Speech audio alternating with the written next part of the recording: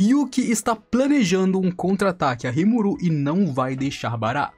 Já a Hinata realmente pensar que pode derrotar a Veldora me fez rir demais, amigos. Não teve como, quando eu vi essa cena, eu gargalhei alto aqui em casa. Não importa quantas vezes eu leio a novel, essa cena sempre me quebra, cara. Os humanos realmente não sabem seus lugares. Esse foi um episódio mais informativo, avançando a história sem nem aparecer o próprio Rimuru, mas faz parte. Isso acontece com bastante frequência na novel, inclusive capítulos que não mostram diretamente o Rimuru, porque tem como foco outros personagens e outras paradas. Então, obviamente, isso continuará acontecendo de tempos em tempos. Se acostumem com isso, pelo menos. Nós tivemos vários desenvolvimentos diferentes aqui hoje, então vamos falar sobre eles e as coisas que foram cortadas. Mas para isso, já deixa o gostei aí e se inscreva no canal para me apoiar e, claro, ajudar o meu conteúdo. Nós começamos com os palhaços moderados se reunindo com Yuki, onde, inclusive, essa cena é o prólogo desse volume na Light Novel. Mas colocar ela agora também ficou muito bom, já que como prólogo talvez o anime não ficasse muito interessante. Como sabemos, Clayman, que era um morto-vivo, morreu de vez. Ele não pode ser ressuscitado, ele saiu do ciclo das reencarnações. Sabendo que Clayman continuaria vivo se seu corpo morresse, Rimuru tomou as providências necessárias para evitar tal coisa, e assim ele consumiu a alma dele e o tirou de vez do ciclo, apagando a alma dele dentro de si mesmo para transformar em poder.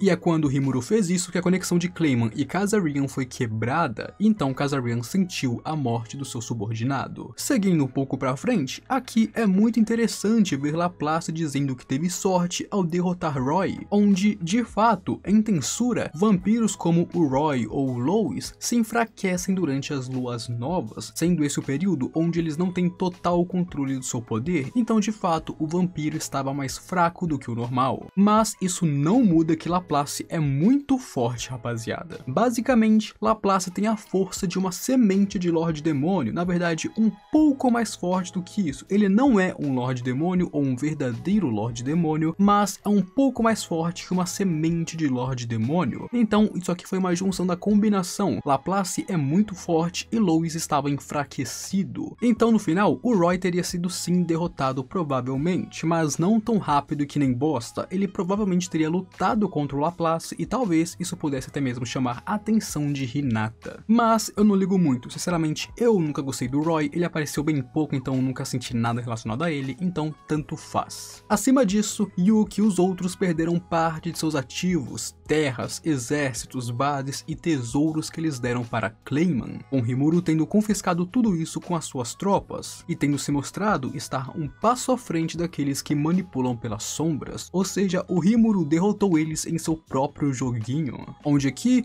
Yuki diria que seu objetivo é conquistar o mundo, tendo um objetivo bem ambicioso para alguém que falta poder para chegar lá. Yuki é poderoso, mas não tão poderoso assim. Ele é muito inteligente, mas vemos que até agora seus planos não se dão muito bem com Rimuru. Ele também diria que há algo incomum nesse slime, onde em poucos anos ele construiu uma força completamente nova e massiva no continente, algo inexistente. E sim, é algo difícil de se acreditar, afinal do dia pra noite praticamente uma nova força surgiu no continente, e não é uma força que já existia, é completamente nova. Em uma situação normal, ele nunca iria querer desafiar o Rimuru, ele mesmo diz isso, é muito perigoso, e é por isso que eles vão ficar mais calmos. Agora eles irão esperar para ver, eles vão analisar a situação e ficar deitados, ficar em baixo perfil por um tempo. Mas antes, ele quer implementar algo, um pequeno esquema que ele irá armar para Rimuru. Por algum tempo, Yuki e seus aliados entrariam em um hiato, afiando suas presas para o dia em que a sua vingança chegaria. E em seguida temos Hinata nos holofotes. As cenas iniciais da Hinata refletindo sobre o ruminismo, sobre saber que Ruminas é o Lorde Demônio e a sua deusa, em grande parte foram direto ao ponto. Basicamente, essa cena mostrou tudo que era importante da novel rapidamente, mas faltou informações sobre Ruberius em si. Eu entendo por que eles cortaram, tiraram, provavelmente porque não é tão importante para o anime e para evitar polêmica, porque essa parte na novel foi bem polêmica, principalmente nos meus vídeos. Eu lembro que quando eu postei o resumo desse volume há muito tempo, só tinha comentário polêmico sobre Rubérios, porque o sistema deles é basicamente um comunismo. Então eu entendo porque eles tiraram do anime, mas aqui eu vou comentar com vocês sobre. A cidade sagrada de Lune, a capital santa, é protegida por uma barreira divina que foi ajustada e aperfeiçoada ao longo de muitos anos, e assim chegou até o nível mais alto de proteção, o que impediu que seus inimigos os invadissem durante os últimos 1000 anos. Ela poderia até mesmo bloquear e replicar o sol, ajustando a luz durante o dia e a noite, criando estações artificiais para que no inverno fique quente e no verão fique fresco, e assim as colheitas meio que podem ser produzidas durante o ano todo. É basicamente um lugar ideal. Eles não sofrem de extremo frio, de extremo calor, eles sempre têm colheitas para plantar e colher, eles não têm perigos de monstros e, claro, um exército competente os protegendo. Essa cidade é basicamente uma utopia, sem fome, sem perigo, sem pobreza, sem ameaças. Todos recebem educação quando crianças e são empregados na vida adulta. Esse é um paraíso governado pela igreja. Essa basicamente é uma sociedade igualitária sob o nome de Deus. E para Hinata, Rubérios é a cidade perfeita do jeito que ela é a sociedade que ela sonha em estabelecer em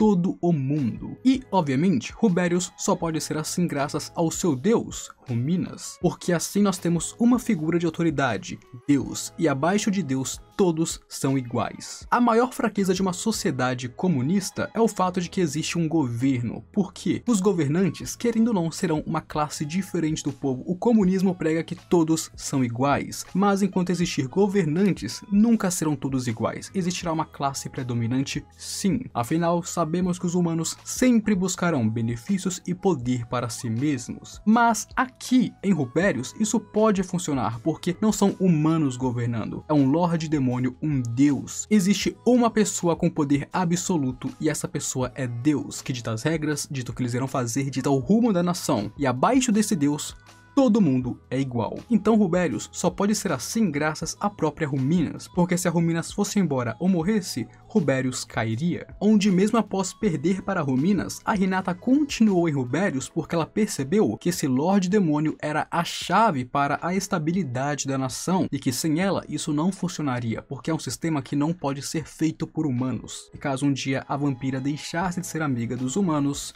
ela a finalizaria, embora eu duvido que conseguisse. Então, tirando essas explicações sobre a igreja, sobre Rubérios e tudo mais, de resto o anime foi bem conciso sobre as coisas que foram ditas na novel. E eu acho bem interessante como a Hinata viu os paladinos da igreja salvando vidas, fazendo assim com que ela quisesse se juntar a eles para se tornar mais poderosa, onde então ela subiu em status, se tornou uma comandante e fez diversos feitos, apenas para quebrar a cara ao descobrir quem era seu deus e papa. Mas isso aqui também nos mostra que já nessa época a Hinata possuía a força de uma semente de Lorde Demônio, amigos. Roy e Lois são sementes de Lorde Demônio, eles são poderosos neste nível e a Hinata derrotou os dois. Claro, ela quase morreu, mas ela derrotou duas sementes ao mesmo tempo sozinha. Então de fato a Hinata é tão poderosa quanto uma semente de Lorde Demônio, e aqui ela nos demonstra isso com maestria. Onde outra coisa que aqui é falado é que o motivo pelo qual a Hinata procura poder, ela busca pelo poder e está sempre buscando mais poder, é porque isso não vai trair ela não vai perder o seu poder. Um dos maiores medos da Hinata é perder coisas importantes para ela, perder pessoas importantes para ela, mas o seu poder não vai ser perdido, então ela sempre está buscando por poder, porque ele não vai abandonar ela. Falando brevemente sobre a conversa dela com Lois, é bem parecida com a novel, eu só queria frisar aqui que a Hinata percebeu, ela já está suspeitando e sabe que os comerciantes do Oriente que lhe deram as informações sobre Rimuru tentaram a usar, ela foi apenas um peão deles. E ela perceber isso é muito importante para suas próximas ações e, claro, próximos plots. Então é importante frisar que, de fato, a Hinata é inteligente, ela já percebeu que foi usada e usada como peão. E logo chegamos no encontro dela com o Valentine, onde aqui a Ruminas ficaria muito mais agitada com a morte do Roy, não apenas pensando que poderia ter o salvado caso estivesse ali, mas por porque ela mandou ele embora mais cedo, para ela é como se ela tivesse o levado até a morte, porque se ela não tivesse dispensado ele mais cedo no Walpurgis, ele teria sobrevivido e ninguém teria morrido com o Laplace escapando. Mas agora vamos para quando a Hinata disse para Ruminas que derrotaria a Veldora, o que me escapou umas grandes gargalhadas aqui em casa. Ruminas diz que a Hinata ficou muito mais forte do que antes. Lembrem-se, antes ela já tinha o nível de uma semente de Lorde Demônio, então ela ficou mais poderosa do que isso, mas não tão forte quanto um verdadeiro Lorde Demônio. Onde a Ruminas diria que a Hinata está a caminho do seu nível, onde isso significa, rapaziada, pelo menos na minha interpretação, que não é que o poder de Hinata está chegando perto de um verdadeiro Lorde Demônio, não, tá longe. Um verdadeiro Lorde Demônio esmagaria ela tranquilamente. Esse negócio da Hinata estar chegando no seu nível é que a Hinata está a uma evolução de se tornar quase uma verdadeira Lorde Demônio na versão humana. Por exemplo, o Rimuru era uma semente de Lorde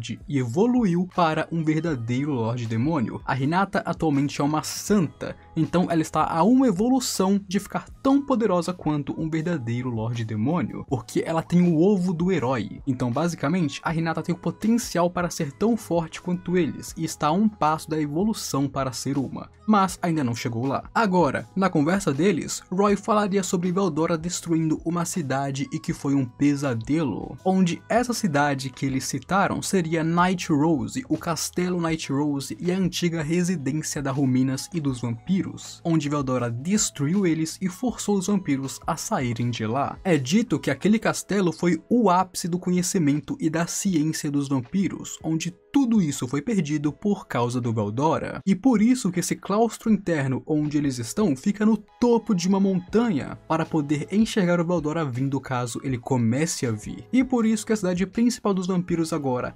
Nightgarden, fica abaixo da terra, porque se o Veldora atacar, eles não serão atingidos pela sua ira, afinal o Veldora lutaria na superfície. Basicamente, a Ruminas fez questão de que Ruberius seria uma versão avançada de Night Rose para evitar que Veldora destruísse seu país novamente. E é por isso que ela odeia tanto o dragão. Alguns podem se perguntar, tá, por que a Ruminas odeia tanto Veldora? É por isso, ele esmagou os vampiros, destruiu sua tecnologia e fez eles perderem seus conhecimentos. Ele destruiu a casa deles e, claro, a sua nação, e por isso a Ruminas odeia profundamente Veldora. Aqui então, Hinata tocaria no assunto dos anjos com a Ruminas, mas Ruminas levaria isso em paz, pensando que, se os anjos invadirem, vai ser irritante, mas virar inimiga de Rimuru e de Veldora seria ainda pior, então não tem nem por que pensar isso. Basicamente, Ruminas está dando zero importância para os anjos, enquanto demonstra claramente que não quer ser inimiga do Rimuru, estando disposta até mesmo a criar relações diplomáticas com Tempest, mesmo que eles sejam a igreja. E falando em anjos, rapaziada, embora já tenha sido explicado algumas vezes no passado, mas bem superficialmente, vou explicar aqui. A Guerra Tenma basicamente é algo que acontece quando uma nação se desenvolve muito. Basicamente, sempre que uma nação avança muito a sua tecnologia, os anjos invadem a Terra, e assim começa uma guerra para destruir essa nação. Isso aconteceu diversas vezes na história, onde, além disso, basicamente tem um tempo de 500 em 500 anos, que é quando uma Guerra Tenma começaria, onde meio que a cada tantos e tantos anos os anjos invadiriam para caçar a nação mais desenvolvida. Mas bem, tirando essas coisas que eu citei aqui porque o anime cortou, o resto foi bem parecido com a novel. E agora, indo para Farmos, eu não tenho muito o que dizer, sinceramente. Sobre a conversa dos nobres do parlamento, eu vi muitas pessoas zoando que eles queriam jogar isso para as mãos do Masayuki, o herói da luz, mas me deixa dizer uma coisa, amigos, o Masayuki não é tão fraco quanto vocês imaginam. No momento, ele não está completamente poderoso, ele ainda não desbloqueou seu poder total, mas a habilidade única de Masayuki é extremamente poderosa e de cheat, amigos. E vocês sabem que em Tensura, a única coisa que importa é a sua habilidade. Por exemplo, o Rimuru era um slime, ele era fraco, mas as suas habilidades o tornaram poderoso. Então o Masayuki pode ser fraco como humano, mas a habilidade dele é extremamente roubada. Não pensem pouco do Masayuki. De resto, a cena foi bem parecida com a novel, onde a única diferença é que Edmaris faria um discurso sobre como ele deixou a sua ganância levar o melhor sobre si mesmo e não pensou no povo, mas que como rei, agora é hora de pensar nisso, é hora de pensar no seu país e nas pessoas que irão sofrer pela pelas suas decisões e que ele está arrependido das ações que ele fez antes, onde esse discurso chocaria os nobres e, claro, os comoveriam, fazendo todos caírem de joelhos perante a ele e jurarem seguir o que quer que ele estivesse planejando, onde de fato o que ele iria fazer é abdicar do trono, indicar seu irmão, que, bom, é um maluco doido como o próximo rei, e pagar as reparações para Tempest. Mas, bem amigos, por hoje é isso e eu quero que vocês comentem aqui abaixo o que vocês estão achando disso. Deixe o gostei para me apoiar e se inscreva no canal para receber e assistir os próximos vídeos que eu sei que você vai gostar deles. Agora, eu fui.